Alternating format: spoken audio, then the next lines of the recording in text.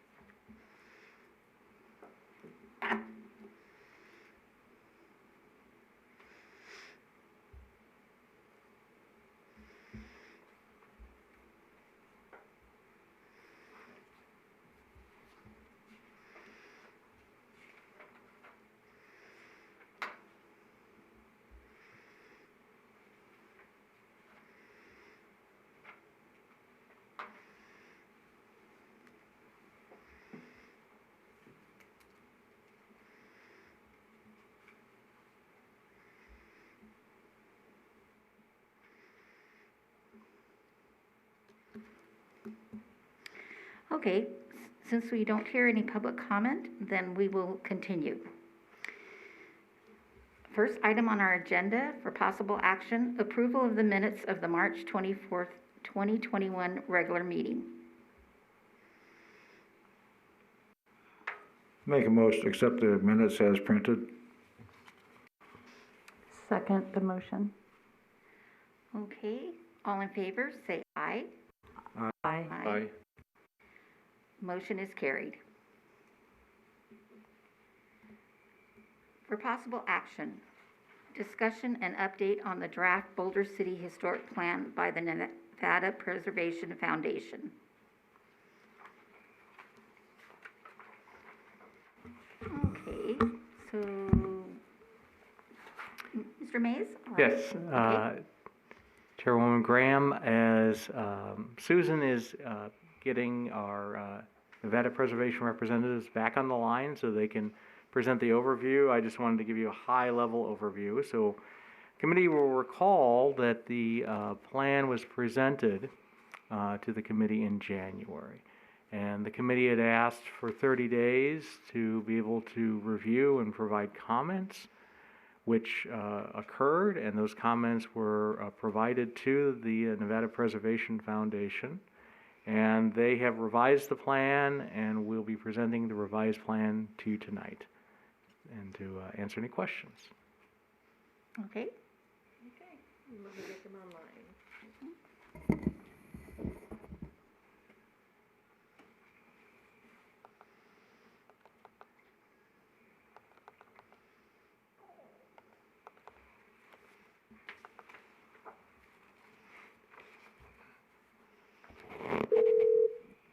Hello.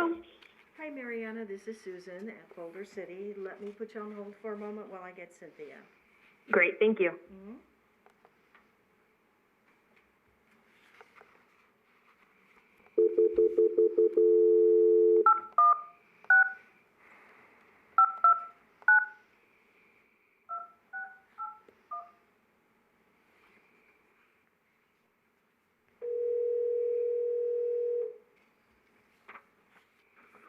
This is Cynthia.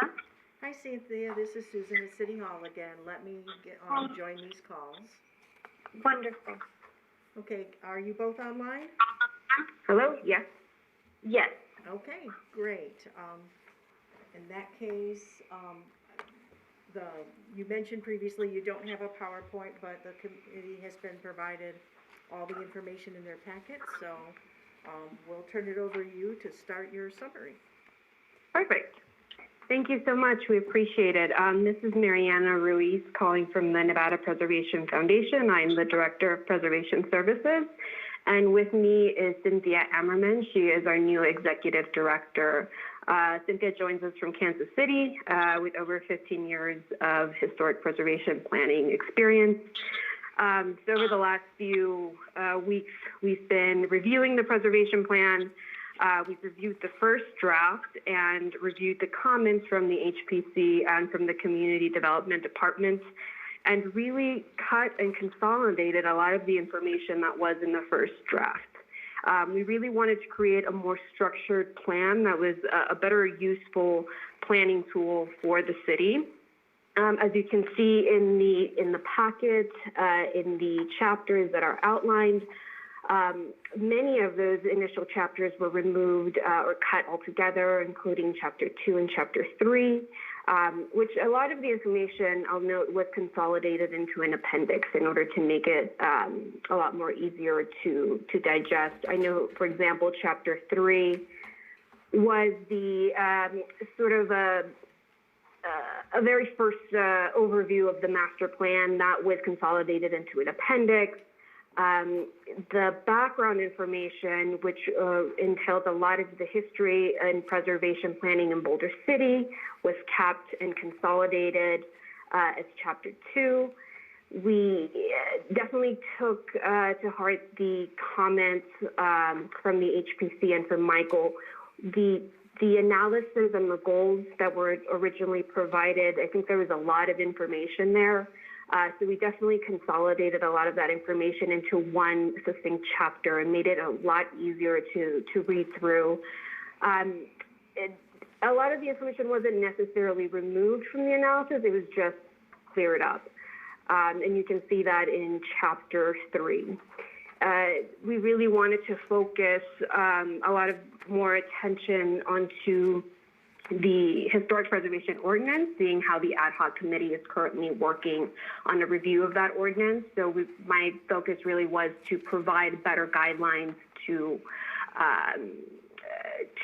provide the ad hoc committee in terms of revising that ordinance. We did use the SHPO model as a guideline, so that was incorporated.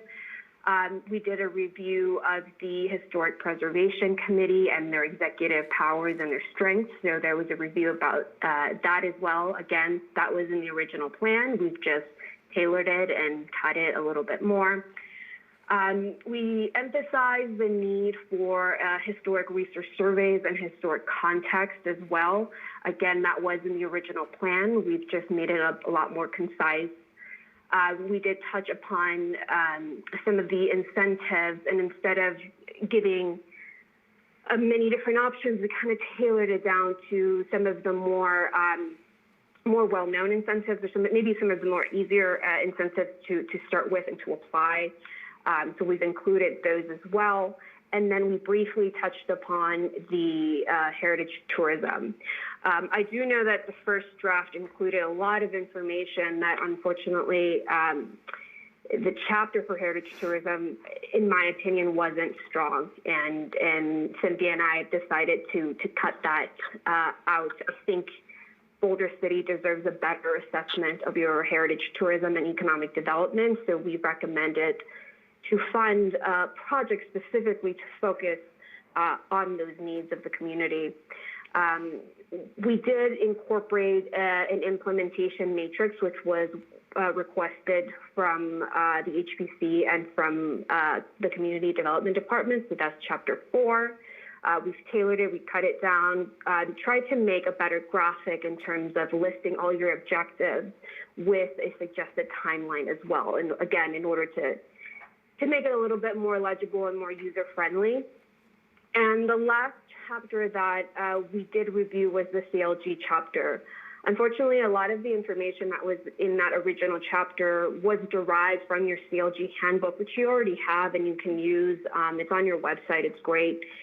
So what we want to really stress here is, in order to maximize your CLG, you really have to use that status. So in the objectives and the goals, each one of those objectives, if they can be possibly funded with CLG, we've made a note of that in order to really maximize your use of that CLG. Really, and after that, we really cut down and pare down on the appendix. The appendix was a lot of information there that I don't necessarily think was really supporting the plan, so we really cleaned that up. And I hope I'm much happier with this second draft. I hope that it can be a much more useful tool, much more useful planning tool for Boulder City moving forward. I think that this plan still requires another look through. I would like to sort of go through it with a fine-tooth comb and do another read through and another edit with your comments before we can deliver a final draft. But I'm hoping that this revised version was much more concise and was much more user-friendly as well. So we would definitely love to hear your feedback and your comments so that we can implement that into a final draft.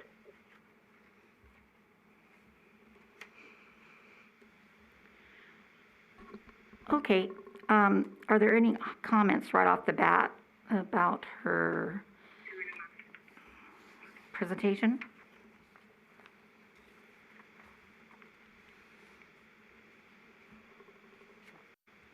Well, I would just start off by saying that I'm very pleased with this latest draft.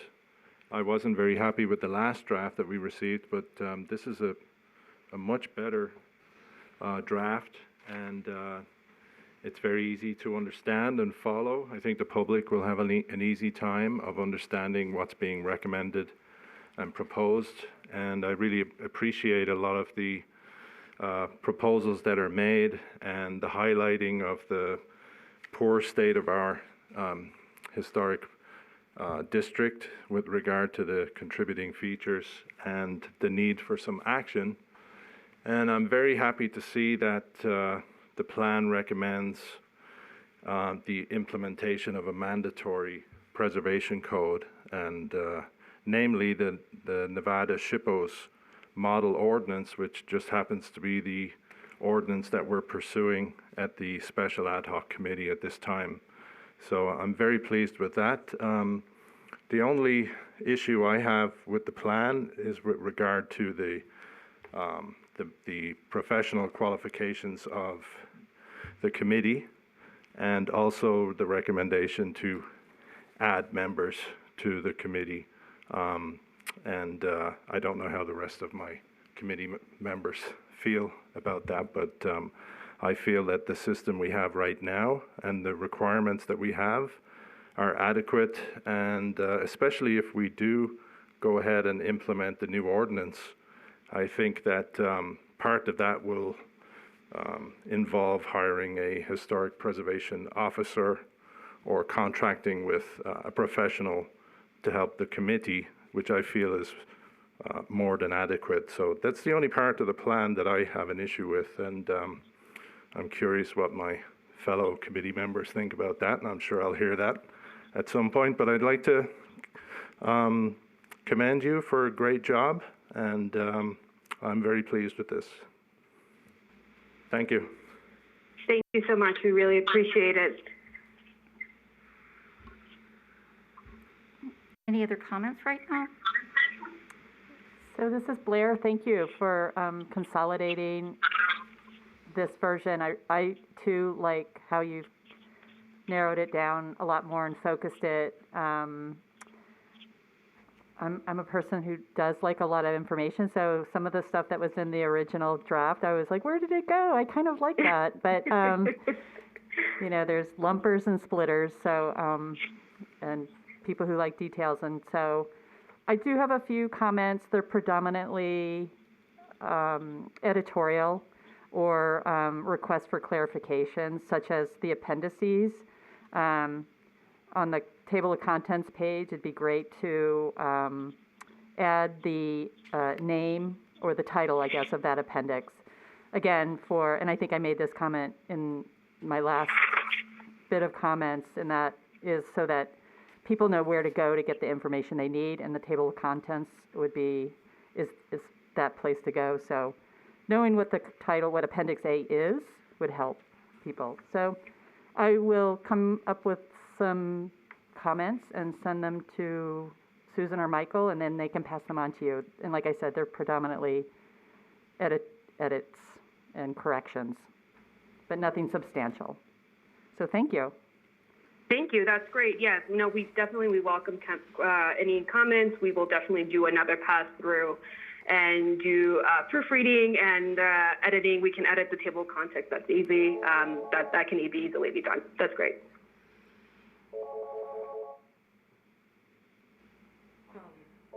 Which I'm button? sorry, are you both on the line still, or did one of you get? Yes, no, Yeah. Cynthia's here, so I just muted, so I wouldn't have any Okay. background noise. That's fine. Yeah. I think we just have another random caller on another line, so sorry Oh. about that. I see. Okay. This is Marianne. I'm still here. And yes, we will definitely do those edits. As I just mentioned, we'll do any of the edits and proofreading for that final draft. Okay. Any other overall comments on the document? I did want to say this was much easier to read. I thought it was much user friendly for someone that doesn't have like a degree in this. So I really appreciated what you put together. I thought it was very user friendly. I thought your recommendations and so forth, it kind of fell in line with what we've been discussing all along, in the last year or two. So I think we're all on the same page, it sounds like, as far as I can see with the document itself. That's great. Mm-hmm. No, that's great to hear, and we're very happy. Like I said, we're very happy with the second edit, and we really wanted to provide a better, useful planning tool for the committee. And I believe this draft gives you a better outline, and it gives you the flexibility that you need in order to implement a lot of your goals and your objectives. This isn't really a one-all, be-end-all, document. It's really meant to be a guideline for you, and you all can use it, like I said, with as much flexibility as you need it to for your needs. So thank you so much. We really appreciate it. I had one more question. This is Blair again, and this may be for Michael or Susan, but what is the urban growth boundary? I've never heard that phrase used. I've always heard controlled growth. That's what they're referring to. Right. So is that the correct word, or is that a new way of calling it controlled growth, or? It would be the controlled growth ordinance. Okay. Yeah. And we can make that change. We can adjust the language appropriately. So yes, that was the reference to the urban growth control. Mm-hmm. Thank you. Okay, very good. All right. We're very pleased with your work, and thank you so much. If I may ask Michael, did you want to go over next steps and timing? Well, certainly if we could have the committee, would it be appropriate to provide your comments within the next 2 weeks, if that's possible? Ideally, we'd like to bring this back to the committee next month, but I guess this would be a question for the consultants. If we were able to get you comments within 2 weeks, Susan, what would be the deadline for the packet submittal for next month's meeting? It'd be the third Wednesday, which would be May 19th. So I don't May know. 19th. Yeah, I don't know if that would be enough time. I guess it's also dependent on the comments you receive. So with the committee's commitment of 2 weeks, depending on the comments, we'll try to bring this back at the May meeting, and if not, the June meeting. Okay. Okay. That works for us. Yeah, that would be great. Okay, very good. Thank you. Okay, Thank you so much. thank you. Thank you. We'll Thank sign you. off. Have a Thank you. Thank you. Have a great day. You Bye-bye. too. Bye.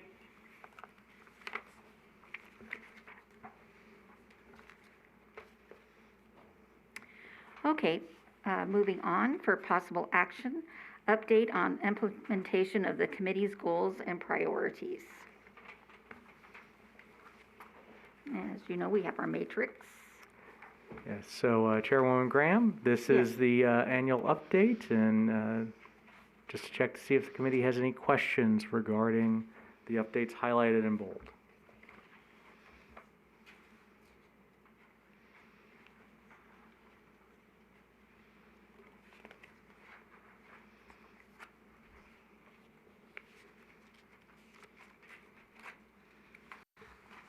So this is the annual update, so this could, Monthly. oh, okay. Did I say annual? Yeah. Apologize. I was like, should we, That's okay. which brings me, if it were annual, would we, depending on when the final or historic preservation plan is done, do you strike it? And then, or when do we update this, I guess? Well, that'll be at the discretion of the committee. It's a working document to help guide you on initiatives. Some of the initiatives are reflected in the draft historic preservation plan, some are not. And so I think with city approval of the historic preservation plan, that'll be a good opportunity to revisit the goals and see if you want to realign them as a result. That's a good time to review it in depth if we have to. Yeah, I'm sorry, I missed that. Like, when would be the good time to do that? So after the committee has the final review on the draft plan, the next step with the draft plan would be to take it to the city council. And then with city council approval of the historic preservation plan, then we would bring it back to the committee for discussion and compare it to the action items contained in your committee goals to see if they still align or if you need to adjust those. Okay. Okay, so that's coming up pretty quickly then, to be the presentation to the council. Well, depending on if we can bring the draft plan back next month, then we'd be looking at possible council review in June. But if it's going to take the consultant longer to revise the plan, then we'd be bringing the draft plan to you in in June, and then it would be going to the council in July or August. Okay. So it just depends on how we get it back then. Okay. Yeah. All right, very good. Then we'll just proceed with that as it comes along naturally.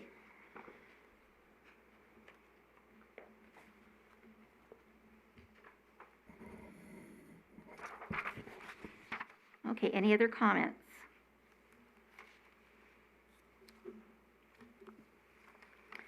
Okay, moving on then for possible action. Discussion regarding activities for the historic preservation event and selection of property for the award for 2021. Thank you, Madam Chair. As your packet indicates, there were 6 properties nominated for the annual award, or actually I should say 5 properties and 1 person. Yeah. I think I did a PowerPoint, Holly, that might have each item, or did I not? We don't have any other PowerPoints. Oh, my mistake then. Okay. Okay, too many things going on at once. All right. In any case, to summarize for the benefit of the audience, if they don't have a packet in front of them or viewing it online, alphabetically by street name, the first property nominated was St. Christopher's Episcopal Church. And secondly, on Nevada Way, the Dam Roast House and Browder Bookstore. And then 2 landscape features were nominated. A landscape feature in the public right-of-way at Avenue I and Park Street, and a landscape feature in the public right-of-way at Utah Street and Park Street. And then a house at 507 Utah. And then lastly, a person was nominated, Herschel Mooney, for his work on helping to bring our downtown lamp posts, converting those to LED lights.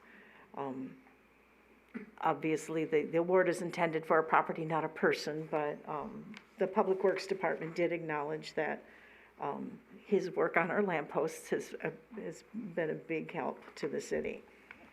So what's included in the packet is information for each of the nominated properties, including the original 1983 Janus report, summary page, the inventory sheet, as well as the updated 2020 survey information, along with the nomination information as submitted to the city website or emailed to us for the particular property or person in question. Also attached are prior award certificates. So since, unless the plans have changed, the intent is that once you select a winner tonight, then certain members of you will be getting together, I believe, with the mayor to do a presentation that will be videotaped at the winner's property, you know, to be on the website sometime, supposedly in May for National Preservation Month. And so if that is the goal, and since, although we do have the bronze plaque already, the certificate would need to be drafted. You can obviously discuss tonight the rationale you're using for selecting that awardee, and then presumably Member Davenport would assist, as she had in the past, with actually formulating the language that would go on the certificate. Okay, how do you want us to conduct the actual winner tonight then? What has been done in the past that seems to work pretty well is you're welcome to discuss these as much as you like. But then what we've done in the past is that we go through each member and you tell us your top two choices. And then we just see if there happens to be a winner out of that, or if, say, there are 2 or 3 properties that each receive, you know, 2 votes or something like that, then we'll go and, you know, we'll narrow it down to those 2 and ask you to each vote again, which is your top of that 2. So it seemed to work out okay doing that before. Okay, all right, so then I guess we can start with our nominations. We'll start with Blair, if that's okay. Discuss your top 2. I had a hard time. Well, I can tell you this nomination number 6, I didn't think qualifies.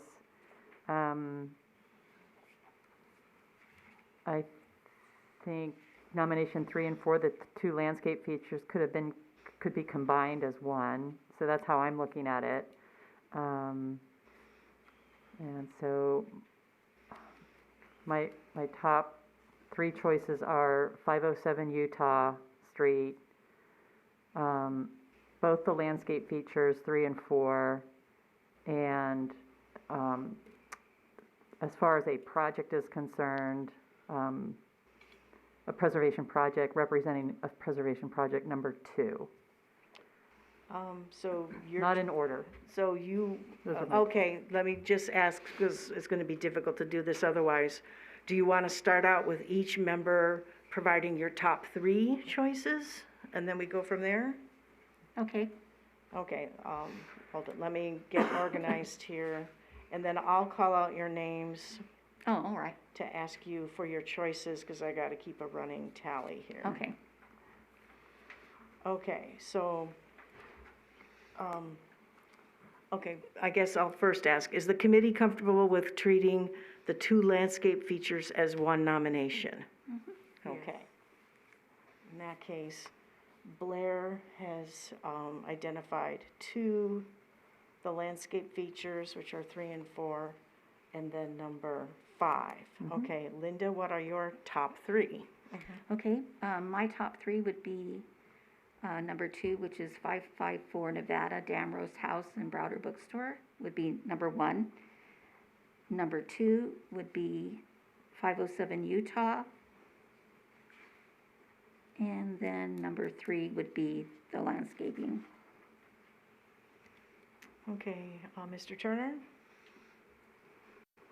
My top 3 would be 507 Utah Street, 812 Arizona Street, and 554 Nevada Way.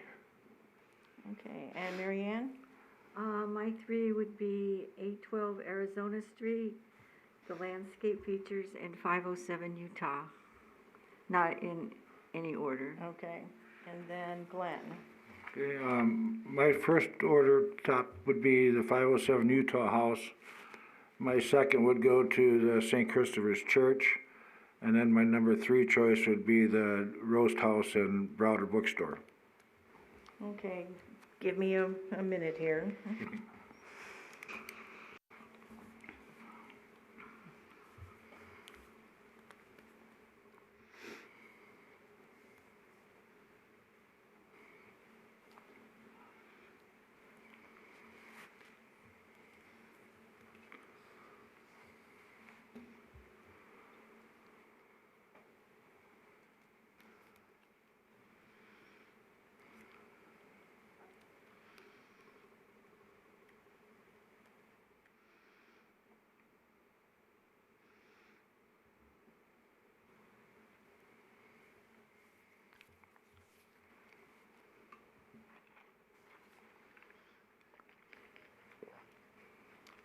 Okay.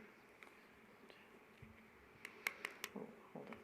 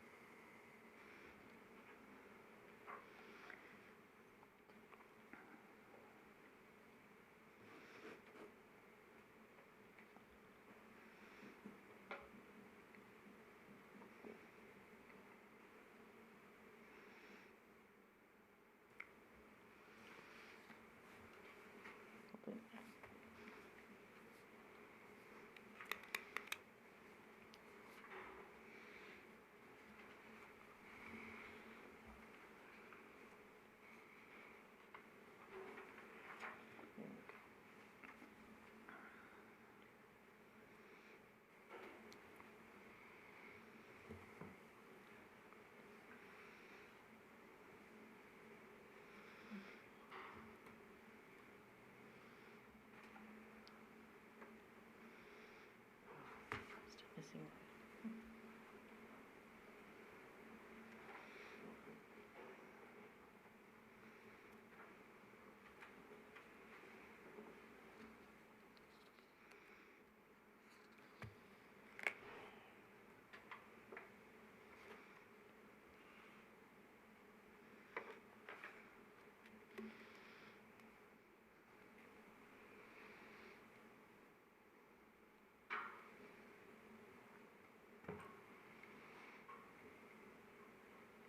Well, the easiest way to narrow this down is that all 5 members mentioned item number 5, 507 Utah, among your choices. It may not have been your first choice, but that's the only unanimous one among you. Okay. So would you like that to be your winner then? Do we need a motion on that? You should, yes. I'll make a motion that that 507 Utah House be declared the winner of this year's Historic Preservation Award. And I'll second it. All in favor, say aye. Aye. Aye. Aye. Aye. Motion carried. And so we have a winner. Holy cow, that's the fastest ever. That's great. Okay, so it's 507 Utah. Yay. Did you want to discuss your reasons for choosing that, so to give Blair an idea of how she's going to formulate Well, the certificate? can I make comments? Yeah. I looked this afternoon, actually, about 3 o'clock, I took a drive around town just to check everything out, just to refresh the memory cells, et cetera. And the 507 Utah House, yeah, it's not really it's not a palace or anything like that, but it seemed to me that of everything that there, it was probably the most original of any of them. I mean, the Browder House, they did a lot of work on it. The Browder Building did a lot of work on that and everything. But, even compared to the photos from, let's say, 83, the portion that's the dollhouse, what was the old dollhouse, now that looks more like the original part, but the other half, the Old Mel's Diner, that kind of changed. I couldn't get behind just voting for a person, Mr. Mooney. Maybe someday we can have something for people. But, this is, my understanding is for a structure, basically. And again, being for structures, well, that kind of took out the landscaping. And now they just, they're nicely decorated, traffic islands. I mean, how much of it is really from back then, except for the shape of them. I mean, those are just kind of my thoughts on everything. And the church, it's a gorgeous little building there. And, it's neat to look at. But the thing that concerned me just a tiny bit was, in the packet, it said it had been remodeled in 1979. The pictures that I had to reference from was, after that. So I don't know what it looked like prior to the remodel in 1979. I'm sure they didn't change the outside very much at all, but it just still left a slight question in my mind. And so I just fell back to the 507 Utah. I mean, it looks like it's got the original siding on it. The windows, I don't know if they're all original or anything like that, but from the street they look like it. You can still see the roof, the rafters coming down out from underneath the eaves and stuff. I mean, somebody's been living in that house for 90 years, and I mean, I'm sure it's been several people, but they haven't made any drastic changes to it. It's reminiscent of, what my mind thinks of is what the buildings looked like back in the 30s. And I wasn't here in the 30s. I'm not that old, not too far away, but that was my thinking on why I think the 507 beat out everything else. So just my thoughts on that. Thank you. Did anybody else have some thoughts? I agree with a lot of what Glenn said, and it's just amazing that this is a home that was constructed as cheaply as possible, and it's still there, and it's one of the best examples we have of those houses that's left, and I think it's very deserving of recognition just for that fact. It's the people who've lived here have been great custodians of the house, and my second choice was St. Christopher's, and I feel the same way about that. They've been absolutely great custodians of our historic buildings, and they deserve a lot of credit and recognition also. And I'd like to say about Mr. Mooney, I know him personally because he's my best friend, and he's very proud of the work that he does on those lamps, and I've known him for a very long time. He's been doing that for many years, and he's a very colorful character and very well known in Boulder City. So I'd like to give a shout out to him and say thank you to Herschel Mooney for all the work he's done over the years and the creative ways he's come up with to work on those historic lamps. He's a great guy. So thank you to Herschel Mooney, and also thank you to the Dam Roast House people who did, brought a new business into a building that was slated for demolition. It's just amazing how far we've come on that issue, and they deserve recognition as well. But when it comes down to the award, I think an original Boulder City house is definitely deserving of the award this year. I think it looks wonderful. It's a great example of a historic Boulder City home. So I'm glad it won.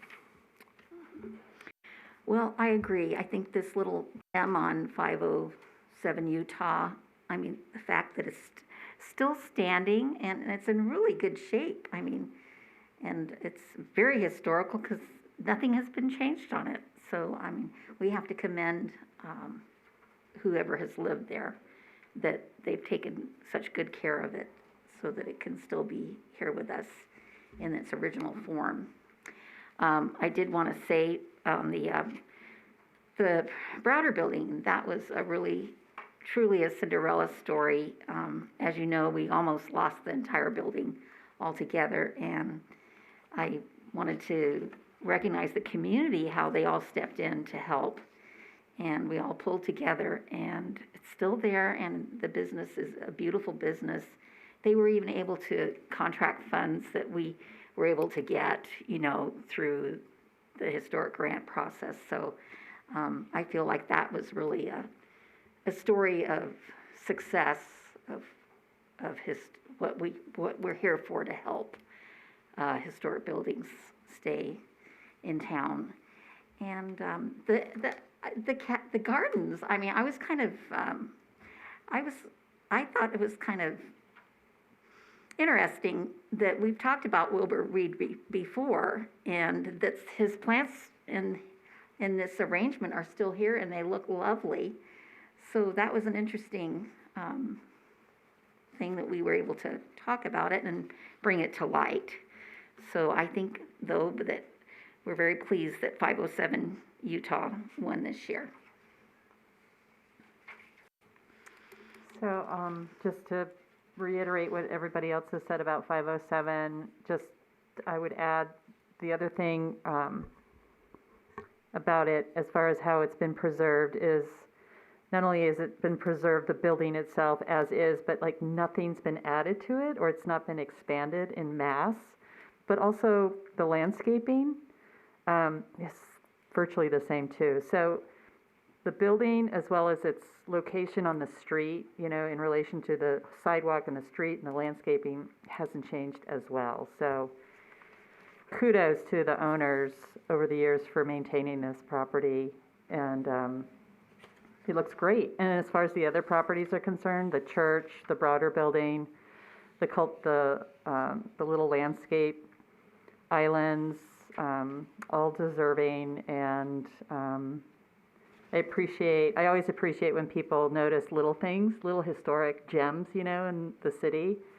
and call attention to them, because historic preservation isn't just about preserving the palaces or, the big, obvious, important buildings, but it's the little features and other components that add to a historic district as a whole and to the community as a whole. So I appreciate seeing that people are seeing, these other smaller historic features, as beneficial to preserving. So great, thanks. Okay. Very good. All right. I guess I'll just point out, since I believe I don't think any of the properties were nominated by the owners, so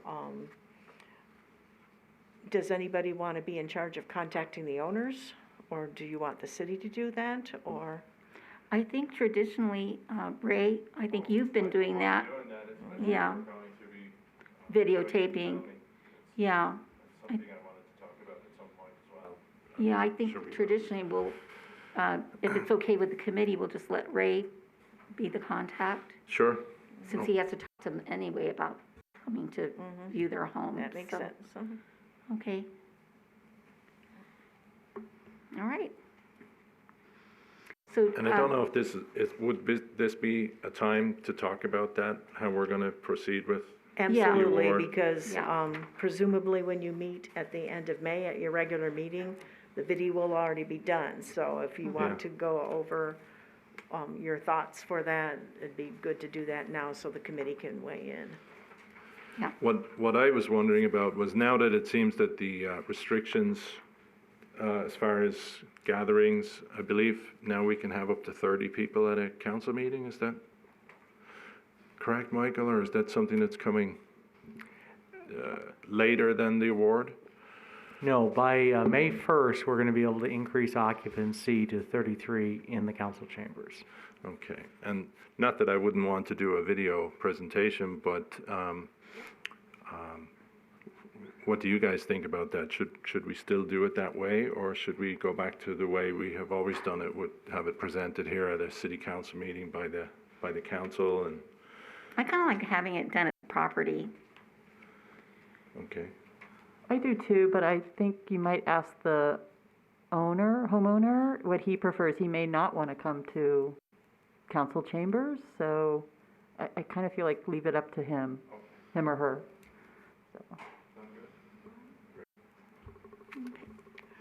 So. Okay, If I may ask, so is your thought that you might still want to do a presentation at a council meeting? Because unless that's done, Michael, if you can remind me, is there still a general agenda item at the beginning of a council meeting for like general announcements or something? Yes, there is the opportunity for presentations at the beginning of council meetings. I was just wondering if we could show the video at the council meeting if the owner. Yes, turn your mic on, please.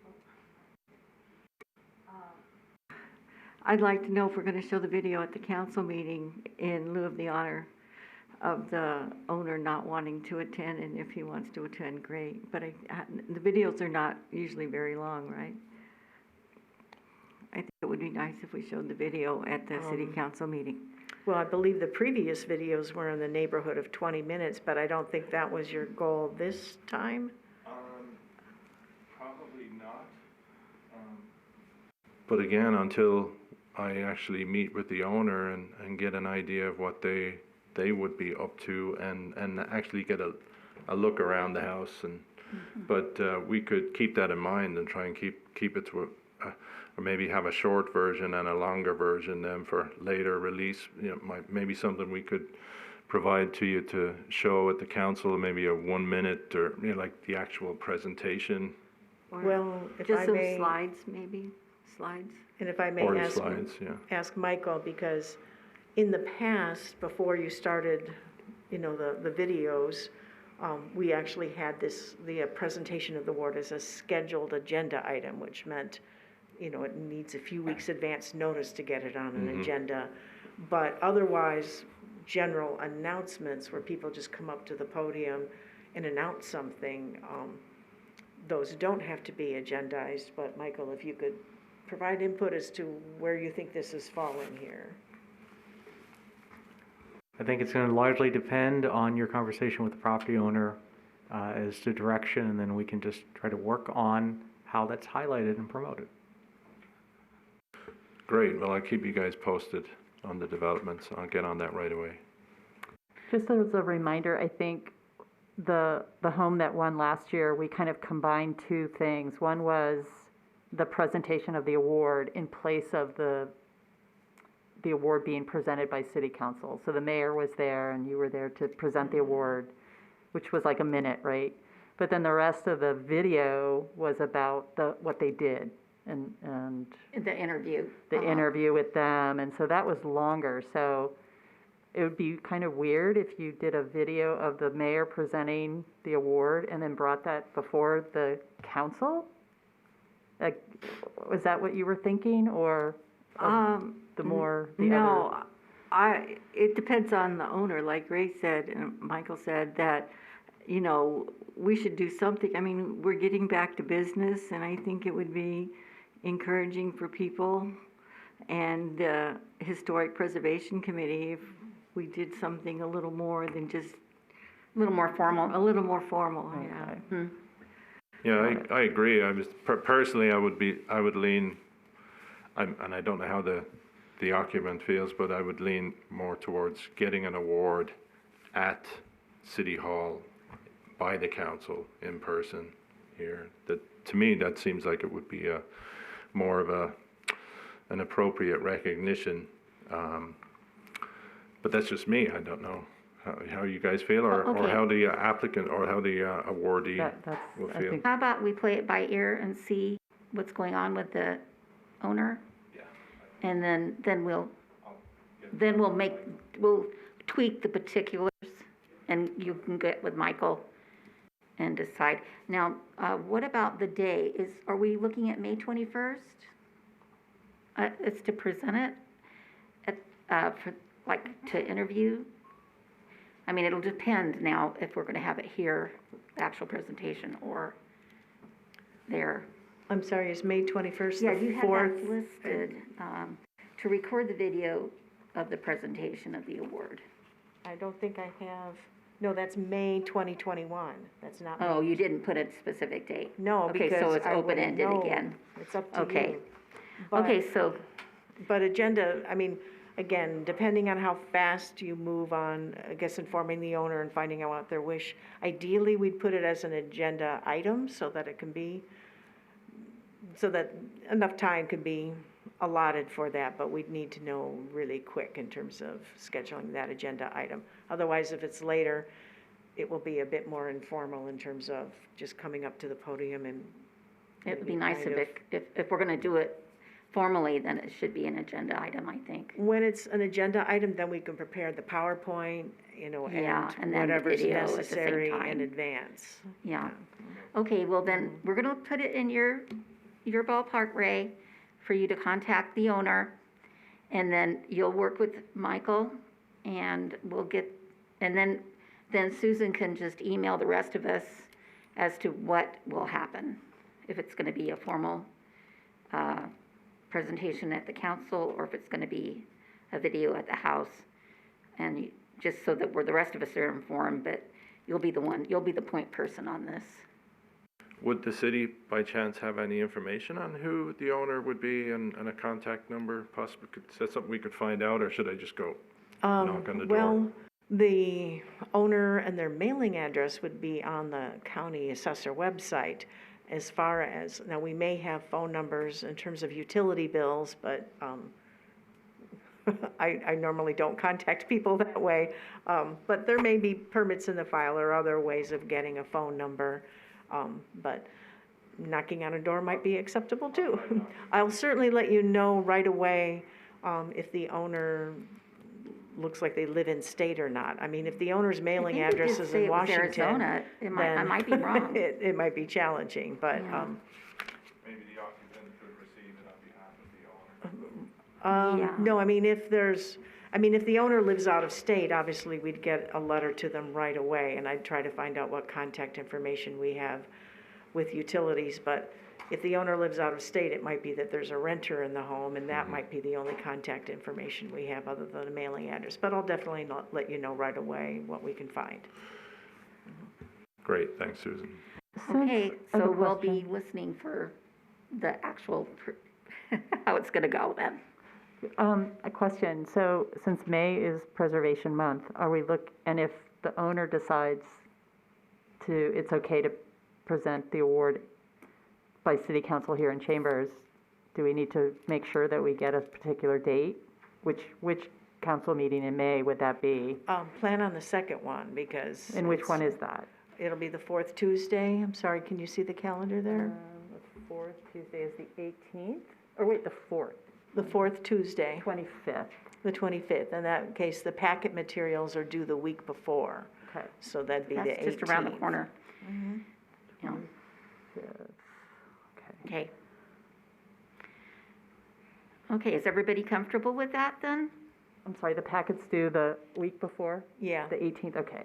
Packet. By 18th. Okay, so you need a definite Well, by the 18th. if you want it, the more formal presentation and that on an agenda where we can make the PowerPoint and probably do a short video. Like I said, if it just doesn't work out that way, because for instance, maybe the owner is out of state for 3 weeks and, won't be getting back until shortly before the meeting, the other option is like just coming up, I guess, under that announcement portion of the meeting and sort of working out something ad hoc there. But Okay. we can discuss that with you later. Okay. All right, thank you, Ray. Thank you for taking on that responsibility. Susan, when do you need my language? Within the next couple weeks. Okay. Okay, is there anything else we need to talk about concerning the award?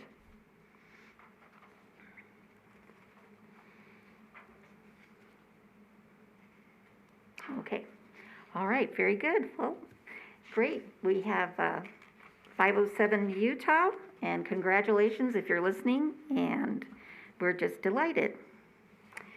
All right, moving on to possible action number 5, update from the Historic Preservation Ad Hoc Committee. Okay, Blair. Actually, I'm going to defer to Michael because he kept better notes than I did at the meeting, which was this past Monday. And it was a really good meeting. Okay, good. So in summary, the ad hoc committee finalized their discussion on the model SHPL ordinance, and that includes largely the ordinance that's actually contained in your packet, but with modifications, additions, additional definitions, incorporating some of the elements of the 2000 Boulder City Preservation Ordinance. That draft is being finalized and will be sent to SHPO for review to get SHPO's comments on the proposed draft ordinance. Concurrently, the committee provided direction to staff on how to move forward with the public outreach effort. In today's world of COVID, the committee was looking for the best way to be able to inform and educate our citizens about this proposed ordinance and to answer questions. And so it's going to be a combination of a couple of things, including a video presentation explaining the why. Why are we doing this? And the main points of the draft ordinance to better explain it to our citizens and property owners within the community. And then in conjunction with that presentation, which will be promoted through social media and through YouTube, we would invite citizens to a couple of meetings, open houses. One would be focused on our citizens, and we would have the ad hoc committee members there to help answer questions and have information, providing background and explaining the model ordinance.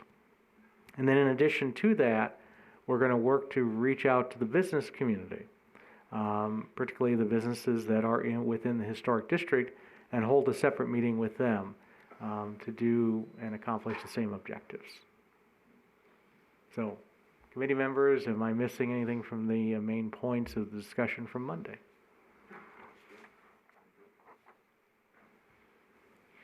Okay, so we can look forward to an open house then. Or 2 or 3. All right. And certainly we'll keep the committee up to date also on when those activities occur. Okay. Okay. All right, very good. All right, for possible action, number 6, discussion and update on the status of properties in the historic district or other potentially eligible properties.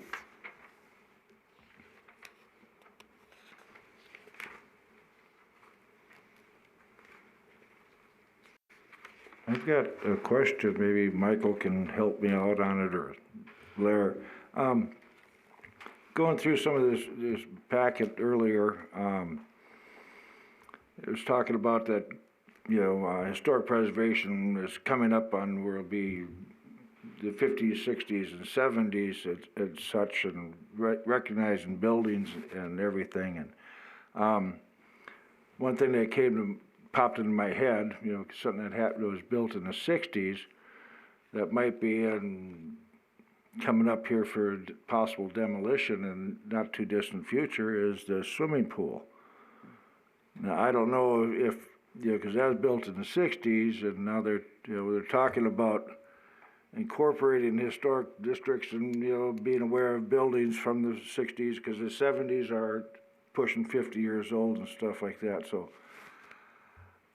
is that something we would be concerned about as a body? I mean, is that something the city would be concerned about if potentially a historic building that, it's coming up to be historic, or it is already historic because it's over 50 years old? Does that come into play at all, Michael? I'm not, it's just, it kind of relates to buildings in the historic district. I mean, or is it too early to be talking about the buildings in the 50s and 60s and 70s? Well, and If I may, Chairwoman, in Yes, response go to the ahead. question. Yeah. There's a couple of factors here. First, as it relates to the pool, there's going to be 2 ballot questions that are going to be asked of the voters regarding whether to finance any changes to the pool. And that's going to be occurring with the vote in June. So without support for that, you may not have any significant changes. Secondly, what you're referring to is the references in the draft historic preservation plan that talk Correct. about the opportunity to designate other buildings, landmarks, and areas for historical significance. And so they highlight that the model SHPO ordinance provides a mechanism for that, and so there would be the opportunity through this approval process to start looking at other areas of the community outside of the historic district to designate for historical significance. Okay, thank you, Michael.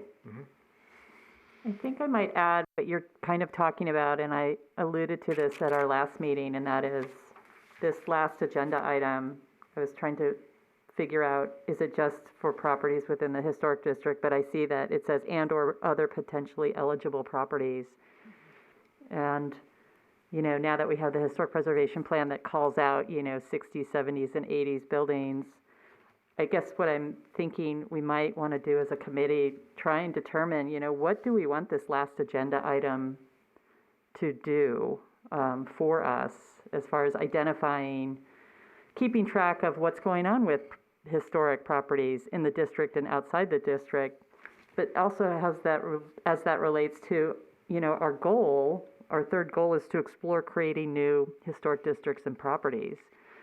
So in my mind, this agenda item is a good place to perhaps address, potential, or maybe we come up with an agenda item every week or, not every week, every month or every other month to talk about potential historic properties, because that's a big part of our job in this committee is to look at new historic properties. Well, the reason I brought it up is because, as Michael said, that it's coming up for a vote about doing a pool.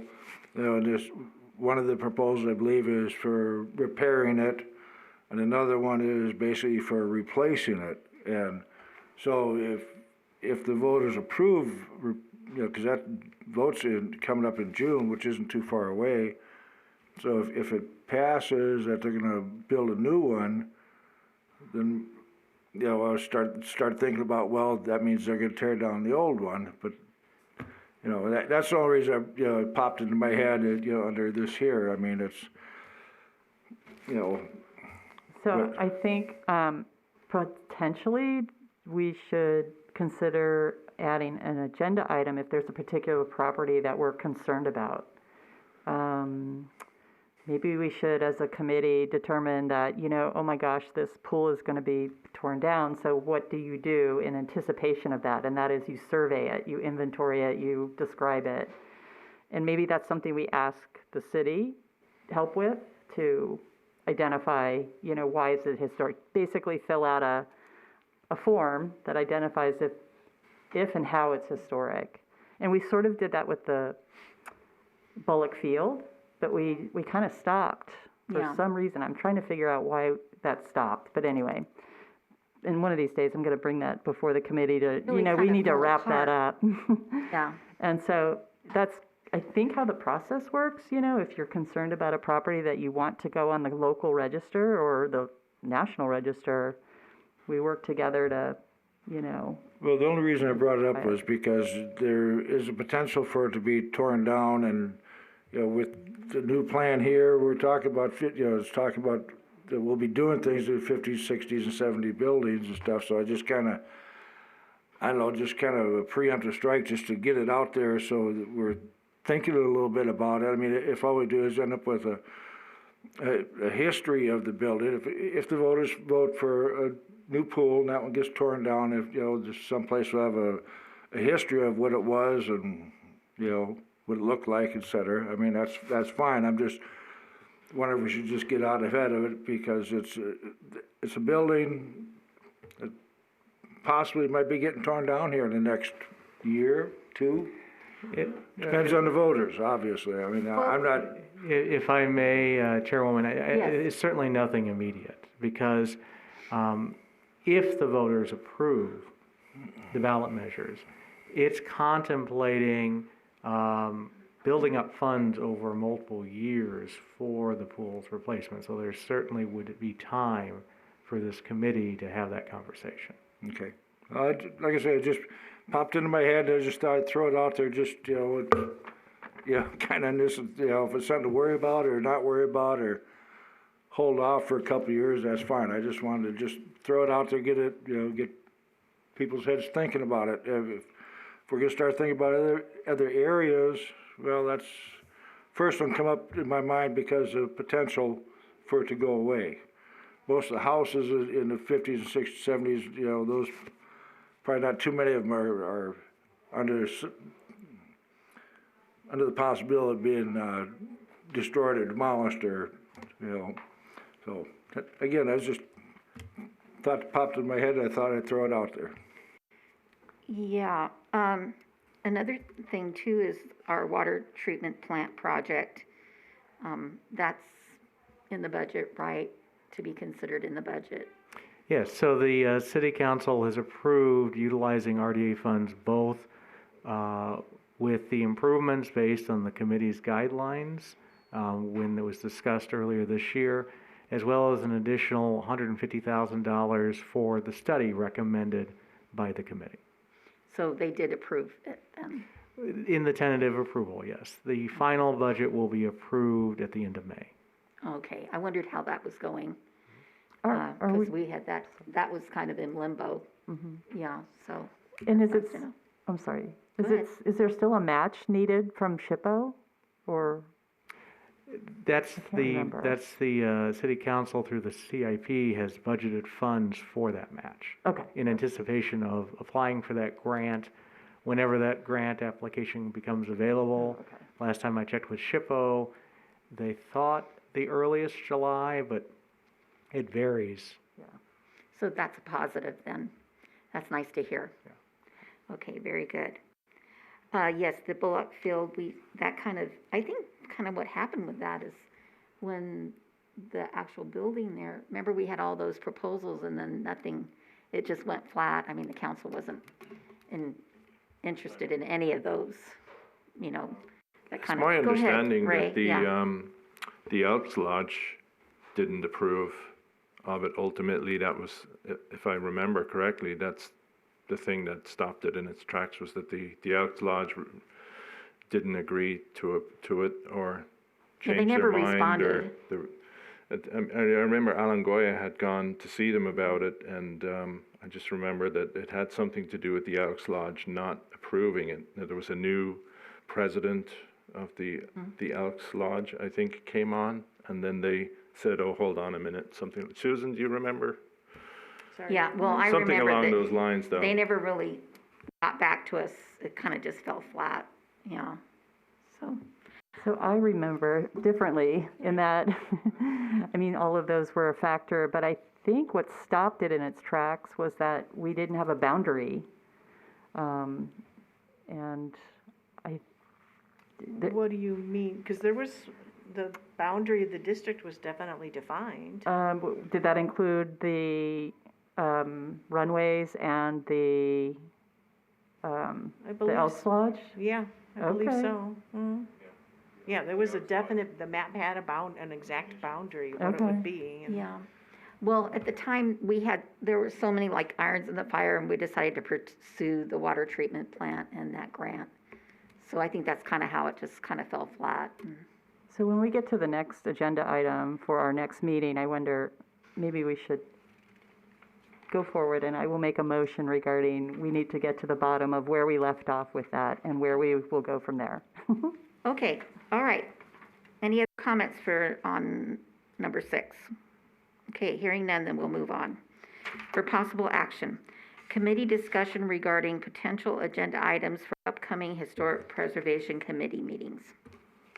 I'll go along with Blair's thoughts about getting on the agenda to discuss Bullock Field. Just leave it at that, I guess I'm not sure if we can do it, just leave it kind of wide open for just general discussion amongst the board. Is that okay to do it that way? Well, we have to put it on the agenda, but we'll Right. certainly look up the last status of it and, can report that to you. Okay. So that's what I think we should have a status check. Where did we leave off? And did we identify what was still needed? And based on what's still needed, then we, Where as do a we go committee, from there? should figure out, go Where do from we there. go from here? Yeah.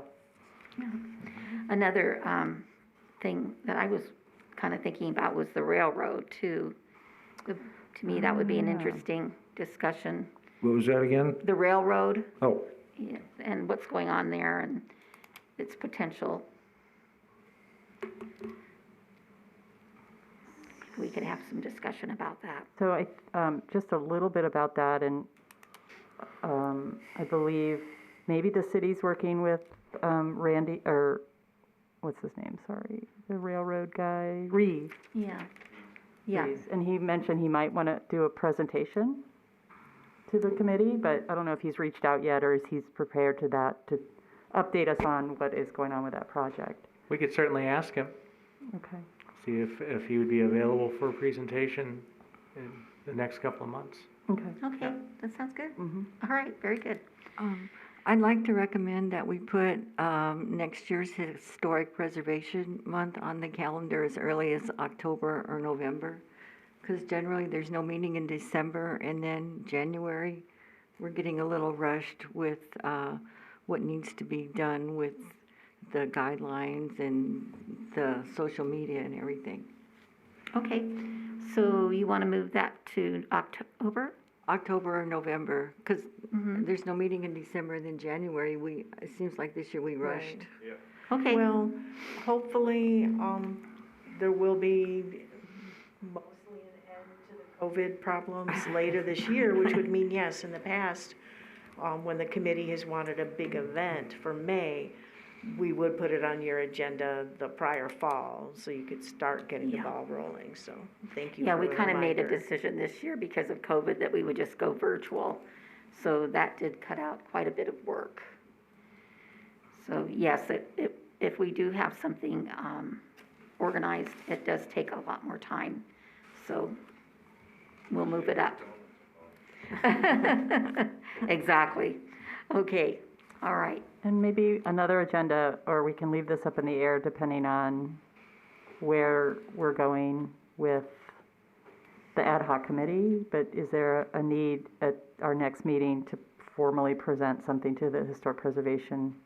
I guess if we get the SHPO comments back, then that may be an opportunity to make a more formal presentation to the Historic Preservation Committee, or not. I can't remember what we talked about. You mean present the ordinance, or? At least the subcommittee, ad hoc committee discussion was taking in the public comment input and SHPO's input, and then reevaluating and then deciding how to proceed. And probably at that time, it would be appropriate to then present to historic preservation. Okay. All right, any other comments? Okay, hearing none, then we'll go on to public comment. Each person has up to 5 minutes to speak at the discretion of the chair. Comments made during the public comment period of the agenda may be on any subject.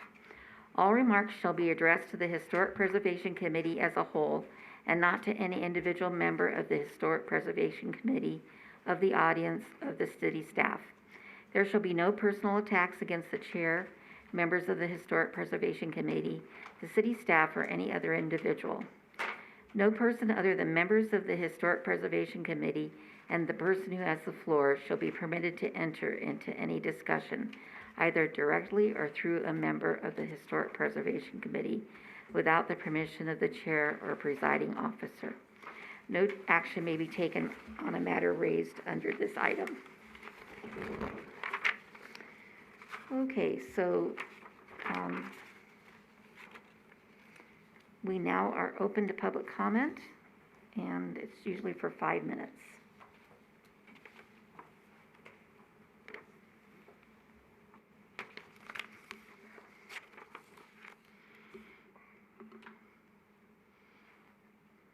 And you can call in at 702-589-9629.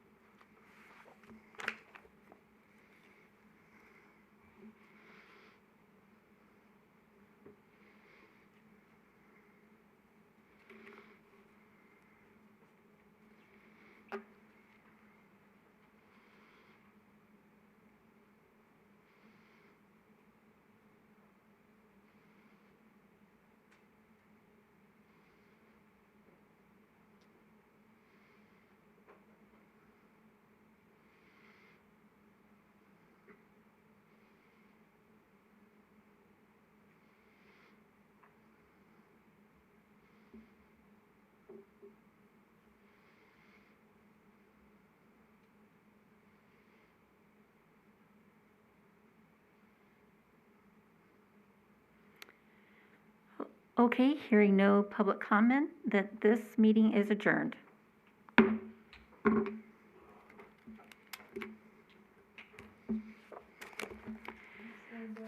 Oh, you're welcome.